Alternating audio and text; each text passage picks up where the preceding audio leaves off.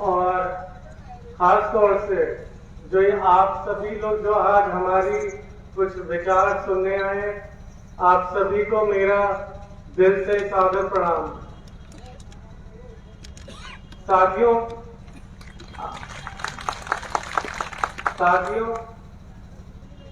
मैं ये एक चीज बताना चाहता हूँ कि यहाँ पे मैं आप सबके बीच में आया हूँ, लेकिन जैसा सबने कहा है, मैं मुख्य अतिथि बन के नहीं बल्कि मैं आपका मुख्य साथी बनने आया हूँ और मुख्य साथी बन के जाऊंगा। साथियों, हमें आदरणीय बहन जी के शासनकाल के वक्त को याद करने की जरूरत है। उस समय सभी लोग कितने सुरक्षित थे, खास तौर से इस प्रदेश की महिलाएं। हम सभी के घर में माँ है, बहन है, बेटियां हैं और हम अच्छे से उनकी सुरक्षा का मतलब हम समझ सकते हैं। और महिलाओं का दुख दर्द बहन जी से अच्छा कोई और नहीं समझ सकता है। और उनकी सुरक्षा के खातिर आदरणीय बहन जी ने शासन और प्रशासन, जब वो मुख्यमंत्री थी तब उन्होंने कड़े से कड़े सख्त कार्य और कदम उठाने के निर्देश दे रखे थे, जिसके लिए अनेकों प्रकार के कानून लागू करे गए थे। आज भी हम कहीं भी किसी भी शहर जाते हैं या किसी भी गांव में जाते हैं तो वहां की महिलाएं हमसे मिलती हैं और वो अभी भी आदरणीय बहन जी के शासनकाल के वक्त को याद करती हैं। हम जब कोई भी डेली अखबार खोलें या न्यूज़पेपर कोई भी आप उठा के खोलिए,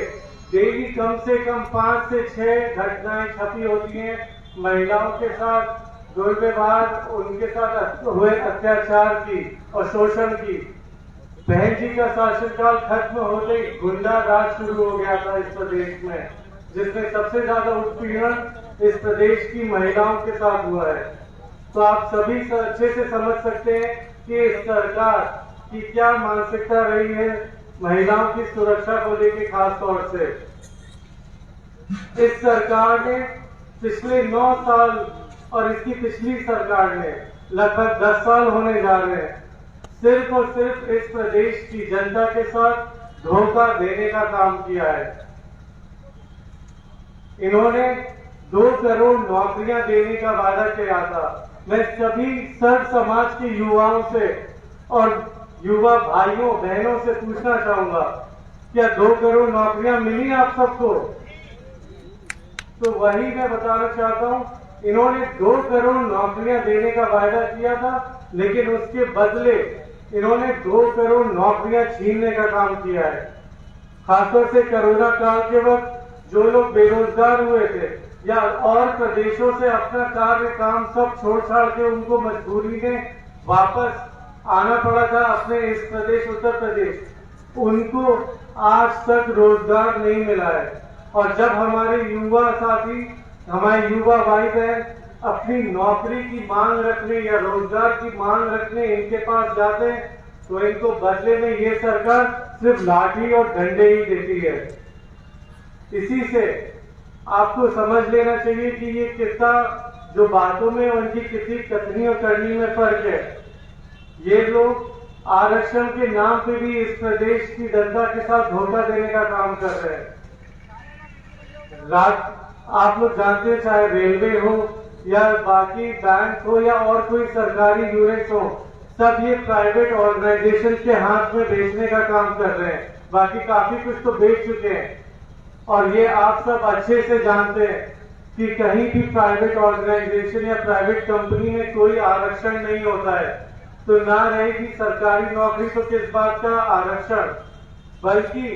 स्टेट मशीनरी जितनी है, आप चाहे पीडब्ल्यूडी ले लीजिए, एनडीए ले लीजिए, पावर कॉर्पोरेशन, ब्रिज कॉर्पोरेशन, सिंचाई विभाग या अन्य जितने भी स्टेट के हुए हैं, उन सब में भी ये नौकरियां धीमे धीमे खत्म करने का काम कर रहे हैं। कैसे? जो भी प्रोजेक्ट आते हैं, प्रोजेक्ट हो, वो सब ये ठेकेदारी में देके उसके कॉन्ट्रैक्टर्स को कॉन्ट्रैक्चुअल बेसिस में उसके नतीजे में उन सबको ये कार्य दे रहे हैं, जिसमें खाली वो प्रोजेक्ट का काम 2 महीने का हो, 3 महीने का हो, उसी के बेसिस में ये सरकारी विभाग जो कॉन्ट्रैक्टर्स को दे रखा है काम, वो कॉन्ट्रैक्टर चाहे इंजीनियर हो, पढ़ लिख के इंजीनियर बने, कुछ बने, उनको बस 2-3 महीने के पेरोल में रख के काम खत्म हुआ कॉन्ट्रैक्चुअल बेसिस में, तो उनका काम खत्म, नौकरी खत्म। जहाँ पे इन सब विभागों में प्रॉपर नौकरियां रहती थी, एक स्थिरता रहती थी, अब आजकल नौजवान लोग कहाँ पे जाए। खास तौर से ये सुन के तो सबसे ज्यादा दर्द होता है कि जब इनके मंत्रियों से या इस सरकार से पूछा जाए कि आप लोग आजकल के नौजवान भाई बहनों के लिए क्या कर रहे हैं, उनकी नौकरियों के लिए क्या कर रहे हैं, रोजगार के लिए क्या कर रहे हैं, तो बदले में इनका जवाब आता है कि जाके नौकरी की क्या जरूरत है, ये जाके पकौड़े बेचे हैं। इस टाइप की तो इस सरकार की और इनके मंत्रियों की मानसिकता है कि पकौड़े बेचने की बात कर रहे हैं। हमें पकौड़े बेचने वालों से कोई तकलीफ नहीं है, बल्कि हमारी पार्टी तो बनी ही है गरीबों की मदद के लिए, गरीबों के और उत्थान के लिए। लेकिन अगर पढ़े लिखे इंजीनियरों से और डिग्री होल्डरों से ये आके कहेंगे कि आप पकौड़े बेचिए, तो फिर कहाँ पे जाएगा हमारा बेचारा पढ़ा लिखा आदमी। और उसके ऊपर पकौड़े बेचना भी इस समय कोई आसान काम नहीं रहेगा। पकौड़े बेचना भी चाहे तो वो नहीं बेच सकता, क्योंकि तेल के दाम ऊंचाइयां छू चुके हैं, गैस के दाम ऊंचाइयां छू चुके हैं, सब्जियों के दाम तो कहीं अलग ऊंचाइयों में। तो आदमी पकौड़े भी बेचना चाहे तो वो बेचारा पकौड़े तक अब नहीं बेच सकता है अपनी मजबूरियों महंगाई के कारण। वहीं पे पकौड़े बेच बेच के इनकी बातें सुन सुन के मेरे ख्याल से अब इनकी मानसिकता को अच्छे से ये प्रदेश के युवा साथी और बाकी और जन अच्छे से समझ चुके हैं। वहीं जमीनी तौर पे कार्य करते हुए आदरणीय बहन जी ने अपने शासनकाल के वक्त 23,50,000 नौकरियां दी थी हमारे इस प्रदेश के युवाओं को और नौजवानों को, जिसका न कोई प्रचार करा था, न कोई एडवर्टीजमेंट निकाला था। आदरणीय बहन जी जमीनी तौर पे कार्य करती हैं और जिससे इस प्रदेश के भला हो और इस प्रदेश की जनता का भला हो। बल्कि मैं ये भी बताना चाहूंगा कि आदरणीय बहन जी ने जब वो मुख्यमंत्री थी तो अपने शासनकाल के वक्त सभी वर्गों के लोगों के लिए एक समान कार्य किया था। बल्कि मुख्यमंत्री बनते ही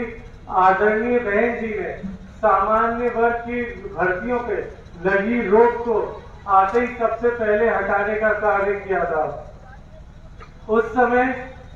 आदरणीय बहन जी ने करीब 1 लाख सफाई कर्मचारियों को भर्तियां दी थी। आदरणीय बहन जी जो करती हैं, जो कहती हैं, वो करके दिखाती हैं। बल्कि ना कि इस सरकार की तरह कि एडवर्टाइजमेंट के थ्रू स्वच्छता अभियान के नाम पे सिर्फ फर्जी प्रचार और पेपर पे या इस सब पे एडवर्टाइजमेंट स्वच्छता अभियान के नाम पे, जबकि आदरणीय बहन जी ने जमीन तौर पे 1 लाख से ज्यादा भर्तियां दी थी इस प्रदेश के सफाई कर्मचारियों को। बहन जी ने टीचर्स को भी पूरा मान और सम्मान दिया था। बहन जी के शासनकाल के वक्त लगभग 2 लाख से ज्यादा टीचरों को नौकरियां दी गई थी। बल्कि मैं तो अभी रास्ते में था, मैंने अभी न्यूज सुनी, मुझे पता चला कि आज टीचरों का टीईटी एग्जाम था, तो वो भी अभी पता चला 1 घंटे पहले की न्यूज है कि आज का वो पेपर भी रद्द हो गया, क्योंकि उस पेपर का एग्जामिनेशन पेपर लीक हो गया, तो वो एग्जाम भी रद्द करना पड़ा, जो कि काफी टाइम बाद जाके तो अब हो पा रहा था। तो वो एग्जाम टीचरों का भर्तियों के लिए TET full form teachers eligibility test, उसमें भी जो इतने टाइम बाद हुआ था, जिससे टीचर्स का फ्यूचर निर्भर था, वो एग्जाम भी रद्द करना पड़ा। तो आप इससे समझ सकते हैं कि कितने गंभीर है ये सरकार टीचर्स को लेके या लोगों की नौकरियों, उनकी भर्तियों को लेके। साथियों, आदरणीय बहन जी ने नौजवानों के लिए और उनके सुरक्षित और अच्छे भविष्य के लिए खूब अनेक कार्य किए थे, जिसमें से उनका सुरक्षित भविष्य के लिए कई अनेकों कॉलेजेस और स्कूल और डिग्री कॉलेजेस यूनिवर्सिटी खुलवाई गई, जिसके चलते आदरणीय बहन जी ने लगभग 7 medical college, 6 engineering college, 2 homeopathic college, 24 polytechnic college, 2 paramedical college, 6 विश्व स्तरीय विश्वविद्यालय, 200 से अधिक डिग्री कॉलेज, 200 से अधिक इंटर कॉलेज, 775 से ज्यादा हाई स्कूल, 5550 से अधिक प्राइमरी स्कूल, 100 से अधिक ITI खोले थे। और अब ये सरकार स्टूडेंट्स की जब बात छड़ी है तो मैं बताना चाहूंगा कि ये लैपटॉप और टैबलेट और मोबाइल फोन बांटने की बात कर रही है कि हम बांटेंगे। अभी इनको याद आया है जब चुनाव आने वाला है, पिछले 1.5 साल से जब से कोरोना काल का वक्त शुरू हुआ है तब से सभी स्कूल और कॉलेजेस बंद पड़े हुए थे और सबकी पढ़ाई घर से ऑनलाइन एजुकेशन के थ्रू हो रही थी। तो जिसके चलते और कारणवश कितने हमारे गरीब भाई बहन, गरीब बच्चे जिनके पास फोन नहीं था, टैबलेट नहीं था, कंप्यूटर बहुत दूर की बात है, तब उनको ये याद नहीं आई थी कि उनको तब ये लैपटॉप, कंप्यूटर, टैबलेट बांटना चाहिए था जिससे वो अपनी पढ़ाई कर पाते सुचारू ढंग से। लेकिन वो इस चीज से वर्जित रहे और अब जब सारे स्कूल कॉलेजेस खुल चुके तब ये कंप्यूटर, लैपटॉप, टैबलेट और मोबाइल फोन बांटने का ढोंग कर रहे हैं। तो इसी से आपको इनकी असली मानसिकता और इलेक्शन आने के पहले जो कार्य कर रहे हैं उस सब का आपको हमारे नौजवान, मेरे ख्याल से और इस प्रदेश की जनता काफी स्मार्ट है जो अच्छे से समझ सकती है क्या दिखाने का कार्य है और क्या जेन्युइन तरीके से दिल से कार्य किया जाता है। साथियों, आदरणीय बहन जी के शासनकाल के वक्त युवाओं की खेल कूद में खासतौर से रुचि देखते हुए, स्पोर्ट्स की तरफ रुचि देखते हुए अनेकों स्टेडियम खोले गए थे, कई योजनाएं लागू करी गई थी उनके खेलकूद के प्रति। और खासतौर से जब आदरणीय बहन जी ने इस प्रदेश के और इस देश का नाम विश्व स्तरीय ऊंचाइयों पे लाने का काम करा, जब उत्तर प्रदेश के ग्रेटर नोएडा में F1 रेसिंग ट्रैक बन के आदरणीय मुख्यमंत्री जब हमारी बहन कुमारी मायावती जी थी तब ये बन के तैयार हुआ था, जिसने हिंदुस्तान का नाम और इस प्रदेश का नाम अलग ही ऊंचाइयों में पहुंचा दिया था। मैं आप सबको बताना चाहूंगा कि उसी शासनकाल के वक्त यमुना एक्सप्रेस वे बन के तैयार हुआ था, जो पहले आगरा से दिल्ली की दूरी 5 घंटे की थी, वो अब महज 2 घंटे के भीतर पूरी हो जाती है।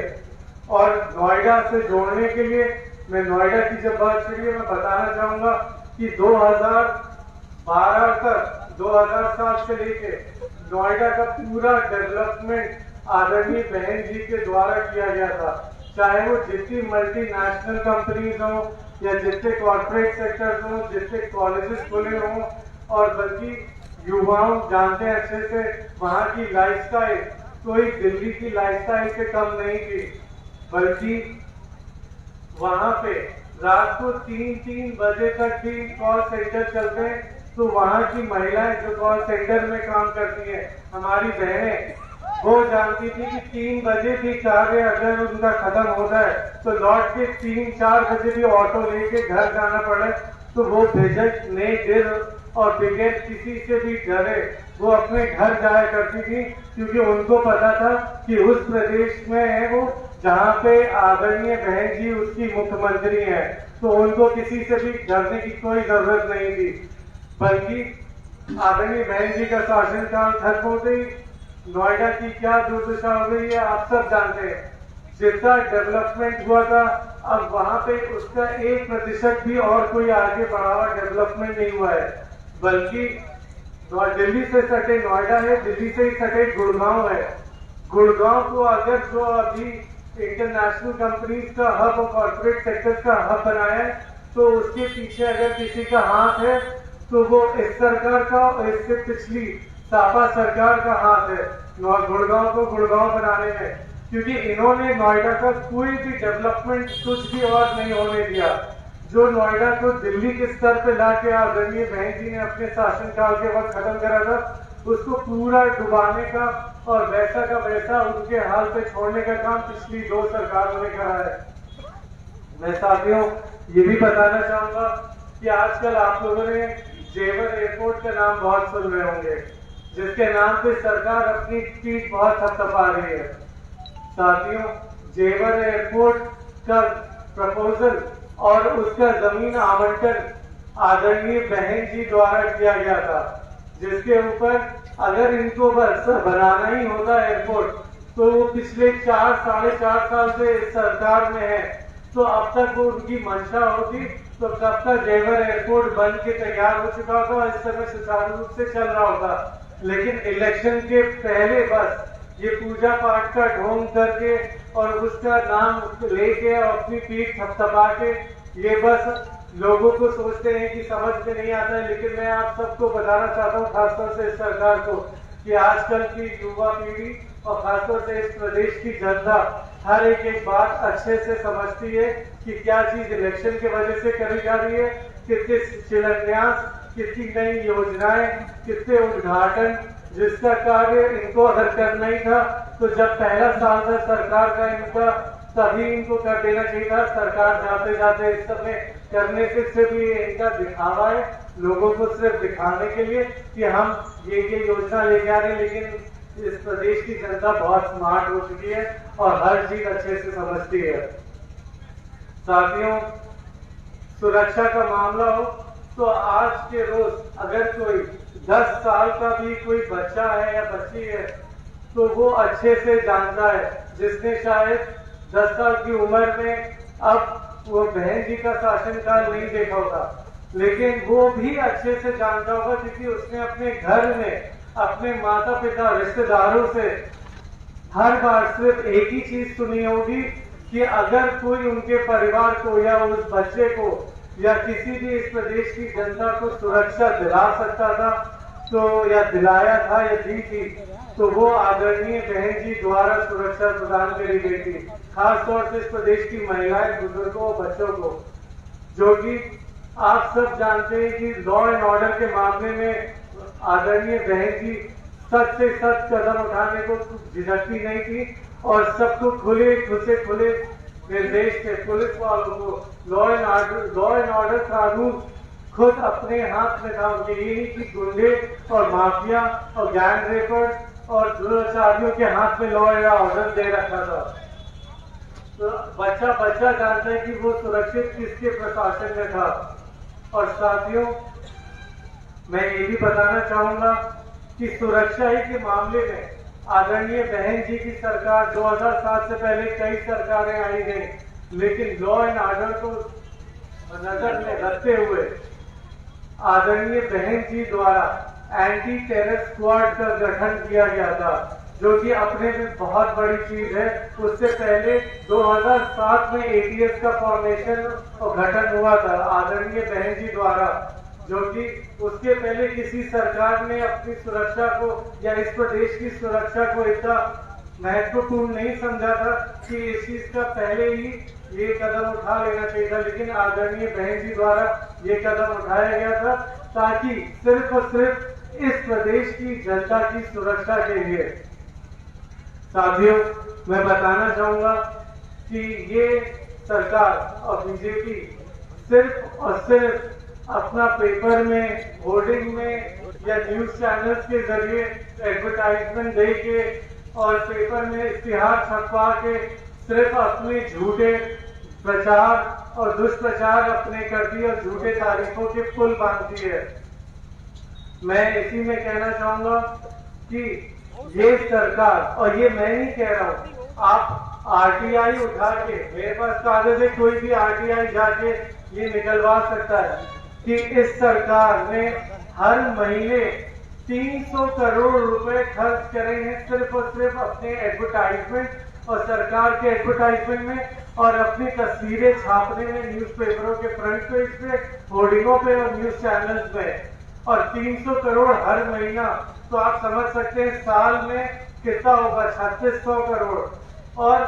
5 साल का आप अनुमान लगाए तो 18,000 करोड़ के ऊपर ये जाता है। और पिछले 6 महीने तो इलेक्शन में मुझे पता भी नहीं कि कितना खर्चा इन्होंने कर रहे होंगे या सरकार द्वारा हो रहा होगा। तो आप अनुमान लगा सकते हैं जिसने इतने हजारों करोड़ में खर्च करा है। तो मुझे तो अभी 2 दिन पहले की ये खबर है सुन के इतनी शर्मिंदगी हुई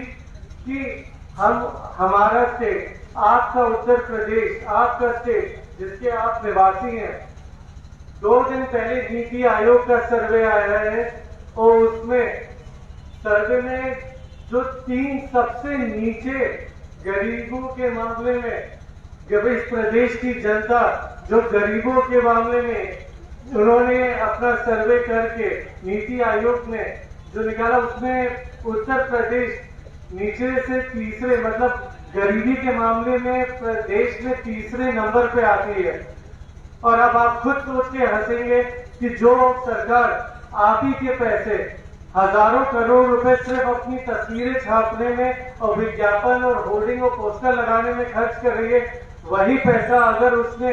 लोगों को रोजगार देने में, नौजवानों को नौकरियां देने में लगा दिया होता तो आज शायद ये प्रदेश तीसरे नंबर पे, जो पूरी दुनिया में जिस चीज की बदनामी हो रही है और नाम प्रदेश का, हमारे उत्तर प्रदेश का अच्छी चीजों में मशहूर होना चाहिए, लेकिन इस खराब चीज के लिए अब पूरी दुनिया में जाना जा रहा है कि इस प्रदेश की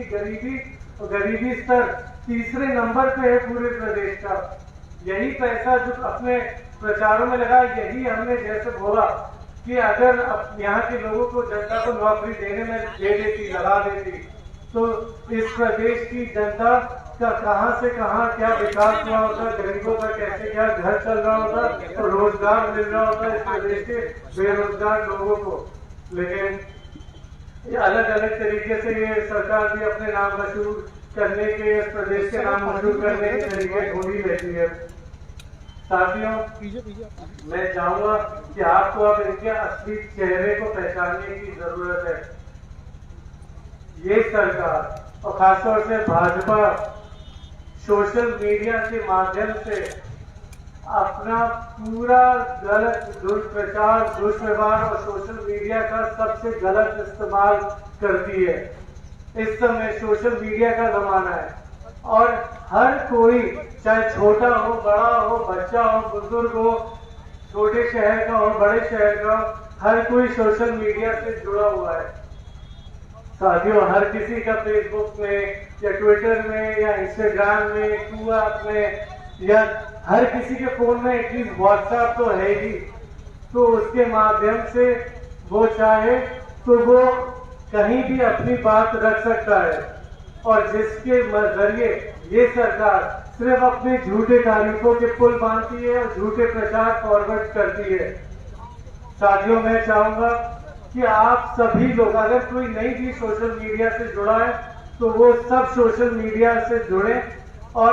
जो लोग अपनी बातें, सरकार, अपनी तकलीफें सरकार तक नहीं पहुंचा पा रहे हैं तो वो, या जो लोग दूरी के कारण किसी वर्ष हम तक नहीं पहुंच पा रहे, तो वो, मैं उनसे अनुरोध करूंगा कि सोशल मीडिया के माध्यम से वो हमसे जुड़े। और मैं आपको यकीन दिलाता हूं कि आपकी तकलीफें नोट करी जाएंगी। मैं अपने आदरणीय पिताजी द्वारा या खुद अपने द्वारा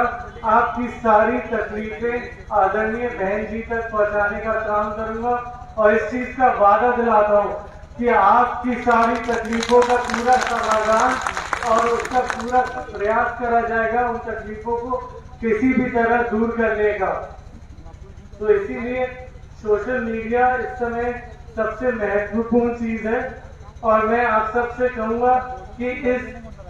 सरकार द्वारा इनके दुष्प्रचारों का आप लोग सोशल मीडिया के माध्यम से खुल के विरोध करें और खुल के अपनी बातें रखें। साथियों, मेरे भाई श्री आकाश आनंद जी, जो कि बहुजन समाज पार्टी के नेशनल कोऑर्डिनेटर हैं, वो खाली उत्तर प्रदेश ही नहीं बल्कि पूरे देश में अलग अलग जगह जा के लोगों से मिल रहे हैं उनकी तकलीफें सुन रहे हैं, उनकी तकलीफें समझ रहे हैं और आदरणीय बहन जी के विचार उन तक पहुंचाने की लोगों तक कोशिश कर रहे हैं, जिसके चलते बड़ी तादाद में नौजवान युवा साथी उनसे लगातार जुड़ रहे हैं और कई मात्रा में जुड़ चुके हैं, लाखों की संख्या में जुड़ चुके हैं। और श्री आकाश आनंद जी उन सभी के साथ कंधे से कंधा मिला के उनके साथ उनकी समस्याओं का समाधान करने का पूरा प्रयास करते हैं। वहीं मेरे आदरणीय पिताजी श्री सतीशन मिश्रा जी, उन्होंने जुलाई के मिड में अपना इस प्रदेश के और लगभग मिड जुलाई या 20 जुलाई के बाद से अगस्त के एंड तक इस प्रदेश के 75 जिलों में जा के लोगों से मिले, उनकी तकलीफें समझी। 1.5 महीने के कार्यकाल के वक्त उन्होंने लोगों से मिले, उनकी तकलीफें समझी और उनके पास जाके आदरणीय बहन जी के विचार रखे, उनकी बातें रखी। उसके पहले मैंने आदरणीय पिताजी से अपने पूछा था कि 1.5 महीने के वक्त 75 जिले लगभग